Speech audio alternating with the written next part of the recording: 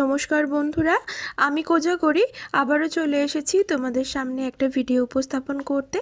আজ যে সংক্রান্ত তথ্য আমি জানাবো সেটা হলো, এখন তো পৌষ মাস চলছে আর আগামীকাল হলো পৌষ মাসের দ্বিতীয় বৃহস্পতিবার, মহা বৃহস্পতিবার। এই বৃহস্পতিবার অর্থাৎ আগামীকাল মা লক্ষ্মীর চরণে নিবেদন করো এই একটি জিনিস, যার দ্বারা তুমি ভীষণভাবে উপকৃত হবে, মা লক্ষ্মীর কৃপা লাভ করবে। লক্ষ্মী তো চঞ্চলা চপলা, তাই মাকে অচলা রাখতে, তোমার বাড়িতে দীর্ঘক্ষণ দীর্ঘস্থায়ী রাখতে এই ক্রিয়াটি সম্পূর্ণ করো। বন্ধুরা, তোমরা হাতে নাতে ফললাভ করবে।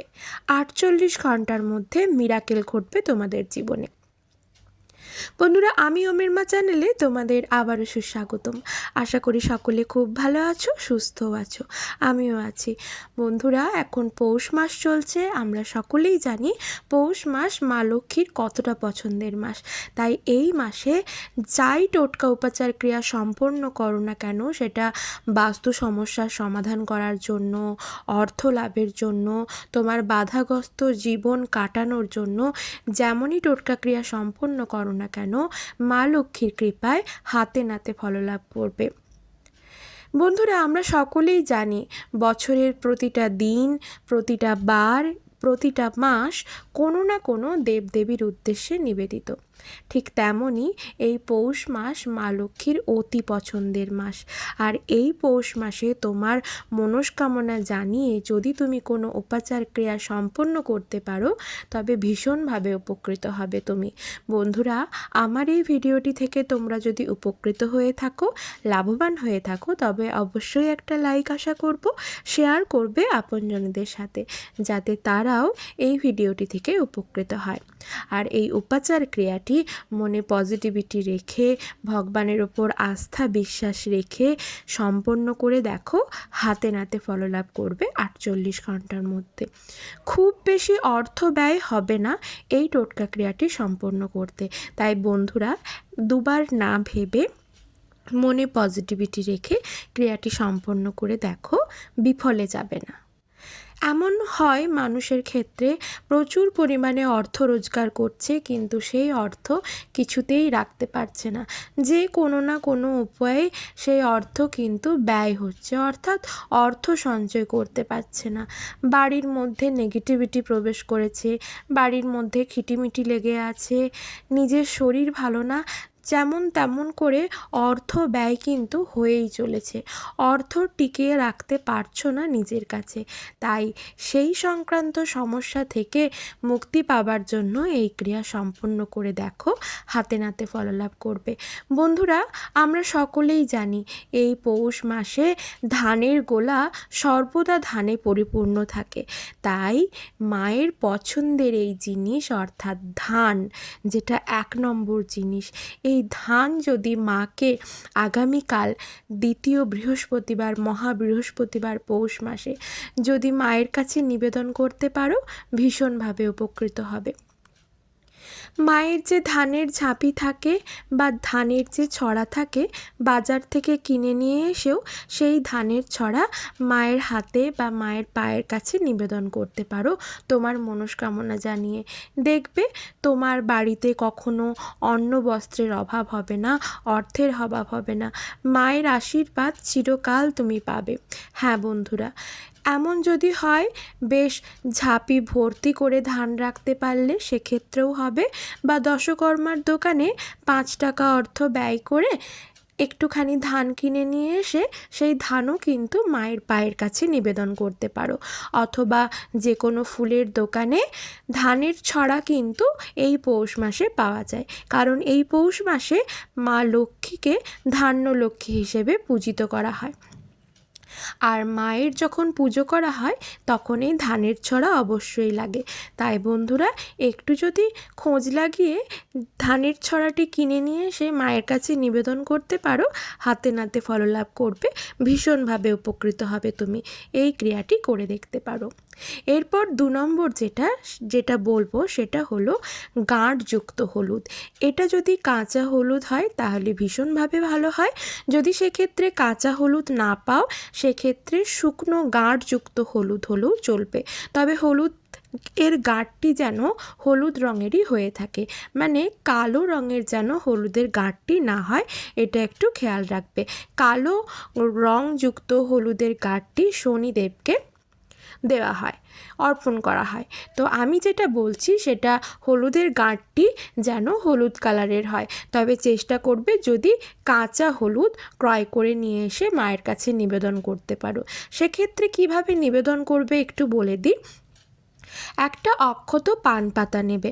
অক্ষত পান পাতা মানে পান পাতাটি যেন ছেঁড়া ফাটা না থাকে দেখবে, আর পান পাতাটি যেন বোঁটা সমেত থাকে। পান পাতাতে সিঁদুরের যে গোলা সিঁদুর হয়, সিঁদুরের তিলক করে দেবে, মানে 3টে ফোঁটা দেবে। তারপর পান পাতার ওপর গোটা অক্ষত একটু আতপ চাল দেবে, একটি গোটা অক্ষত সুপরি দেবে, তার ওপর ওই গাঁটযুক্ত হলুদটি দেবে। গাঁটযুক্ত হলুদটি ওপর সিঁদুরের গোলা অর্থাৎ গোলা সিঁদুরের একটি তিলক করে দিও। তারপর সেটি একটি র্যাকাবের ওপর রেখে, মানে ঠাকুর ঘরের যে ছোট্ট প্লেট হয় সেই প্লেটের ওপর রেখে মা লক্ষ্মীর পায়ের কাছে নিবেদন করো। নিবেদন করে তোমার মনস্কামনা মাকে জানাও। সেটা তোমার যে কোনো ধরনের মনস্কামনা হতে পারে, সেটা তুমি জানাও। দেখো বন্ধুরা, 48 ঘন্টার মধ্যে কিন্তু তোমার জীবনের সাথে ভীষণভাবে মিরাকেল ঘটে যাবে। তুমি ভীষণভাবে উপকৃত হবে, মা লক্ষ্মীর কৃপা লাভ করবে, প্রচুর অর্থ লাভ করবে, যতটুকু করছিলে তার থেকে অনেক বেশি অর্থ লাভ করবে। তোমার বাধাগ্রস্ত জীবন চিরতরে মুক্তি পাবে তোমার জীবন থেকে। আশা করি আমি বোঝাতে পারছি। তবে মনে পজিটিভিটি রেখে, ভগবানের ওপর আস্থা বিশ্বাস রেখে ক্রিয়াটি করে দেখবে, হাতে নাতে ফললাভ করবে। এরপর 3 নম্বর যেটা বলবো সেটা হলো মায়ের কাছে মায়ের পছন্দের গোলাপি রঙের একটি ফুল অবশ্যই নিবেদন করো। হ্যাঁ বন্ধুরা, আমরা সকলেই জানি মা পদ্মাসনা, মা পদ্মের ওপর অবস্থান করেন, বিরাজমান থাকেন। তাই যদি তোমার সাধ্য সামর্থ্য থাকে, অবশ্যই এই পৌষ মাসের প্রতিটি বৃহস্পতিবারই মাকে মায়ের ঘটে একটি করে পদ্ম ফুল নিবেদন করতে পারো। যদি সেটা সম্ভব না হয় তবে সেক্ষেত্রে বলবো যে কোনো ধরনের গোলাপি ফুলও মাকে নিবেদন করতে পারো। এই সময় মায়ের কিন্তু ঘটে পটেও পুজো করা হয়। যারা ঘট পাতবে বলে মনস্থির করছো, মা লক্ষ্মীর ঘট পাতবে বলে, তারা কিন্তু আগামীকাল মায়ের ঘট পেতে মায়ের পুজো শুরু করতে পারো। ঘটটি পাততে হলে একটি কাঁসা বা পেতলের ঘট নেবে, জলপূর্ণ ঘট নেবে, ঘটের মধ্যে মঙ্গল চিহ্ন আঁকবে অর্থাৎ স্বস্তিক চিহ্ন বা গোলা সিঁদুরের 3টি ফোঁটা দেবে। ঘটের মধ্যে একটি হরিতকি, একটি সুপরি দেবে, আম্রপল্লব দেবে বিজোড় সংখ্যায়, একটি গোটা অক্ষত পান পাতা দেবে। পান পাতায় এবং আম্রপল্লবের ওপর যেন সিঁদুরের তিলক করা থাকে। দুব্য দেবে বিজোড় সংখ্যায়। তারপর একটি হলুদ বা লাল রঙের ফুল সাদা চন্দন সহযোগে নিবেদন করবে। তারপর পাঁচালি পড়বে। পাঁচালি পড়া কমপ্লিট হয়ে গেলে মায়ের পায়ে, মানে মায়ের ঘটে বা মায়ের পায়ে গোলাপি রঙের যে ফুল বললাম সেটা নিবেদন করবে। যদি ভালো হয় সব থেকে, যদি পদ্ম ফুল মাকে নিবেদন করতে পারো। মা পদ্ম ফুল ভীষণভাবে পছন্দ করেন। যদি পারো মাকে আরও একটি ফুল নিবেদন করতে পারো, সেটা হলো রক্তকরবী। মা রক্তকরবী ফুল ভীষণ পছন্দ করেন। মায়ের পছন্দের মতো তোমার সাধ্য সামর্থ্য অনুযায়ী মায়ের কাছে নৈবেদ্য সাজিয়েও কিন্তু তুমি দিতে পারো, তোমার সাধ্য সামর্থ্য অনুযায়ী।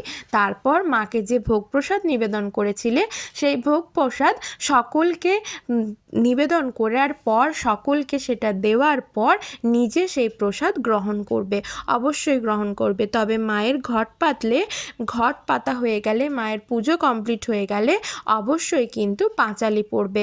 হাতে 3খানা দুব্য নেবে বিজোড় সংখ্যায়, সাদা চন্দনযুক্ত একটি হলুদ বা লাল ফুল নেবে। তারপর পাঁচালি পড়া শুরু করবে। পাঁচালি যদি পড়তে না পারো তাহলে অবশ্যই শুনবে। পাঁচালি পড়া এবং শোনা দুটোই ভালো। পাঁচালি পড়ার সময় হাতে যে দুব্য এবং ফুলটি রেখেছিলে সেটি মায়ের ঘটে নিবেদন করবে। দেখবে তোমার সকল মনস্কামনা পূরণ করবেন মা। এরপর আরও একটি জিনিস মায়ের কাছে নিবেদন করতে পারো, 4 নম্বর, সেটা হলো ঠাকুর ঘরে যে প্লেট থাকে, ঠাকুরের প্লেট বা র্যাকাপ, যে ছোট ছোট প্লেটগুলি থাকে, সেই প্লেটের মধ্যে একটি গোটা অক্ষত পান নেবে। সেই পানের ওপর সিঁদুরের তিলক করবে। তারপর সেই পানের ওপর একটি পদ্ম বীজ, একটি হলুদ কড়ি, যদি ভালো হয় হলুদ কড়ি পাও, লক্ষ্মী কড়ি যেটা বলে সেটা সমস্ত দশকর্মার দোকানে পাওয়া যায়, একটি হলুদ কড়ি, একটি 16 আনার কয়েন, একটি সুপরি নিবেদন করবে। আর তার ওপর সাদা চন্দন সহযোগে একটি ফুল অর্পণ করবে। সেটি করার পর সেটি সকালবেলা মাকে পুজো করবে। পুজো করার সময় মায়ের কাছে রেখে দেবে।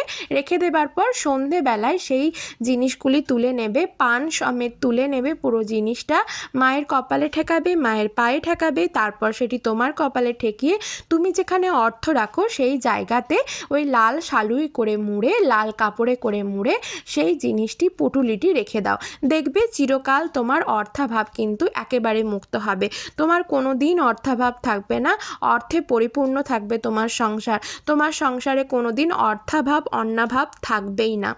আরেকটা জিনিস বলি, আগামীকাল অবশ্যই তোমার সাধ্য সামর্থ্য যদি অসুবিধেও হয় সেক্ষেত্রে বলবো একটু কষ্ট করে ঘিযুক্ত প্রদীপ মায়ের কাছে প্রজ্বলন করো।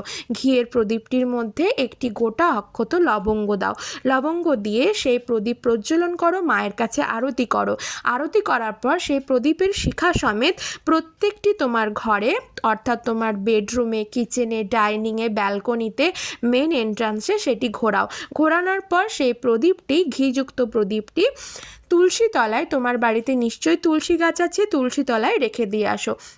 রেখে দিয়ে আসার পর মা লক্ষ্মীর কাছে এসে তোমার মনস্কামনা জানাও। 48 ঘন্টার মধ্যে হাতে নাতে ফললাভ করবে। বন্ধুরা, ভিডিওটি যদি ভালো লেগে থাকে অবশ্যই লাইক করবে, শেয়ার করবে আপনজনেদের সাথে। 48 ঘন্টার মধ্যেই তোমার জীবনের বিশাল মিরাকেল ঘটে যাবে। ক্রিয়াগুলি করে দেখো, ফললাভ করবে। সবাই খুব খুব ভালো থেকো, সুস্থ থেকো।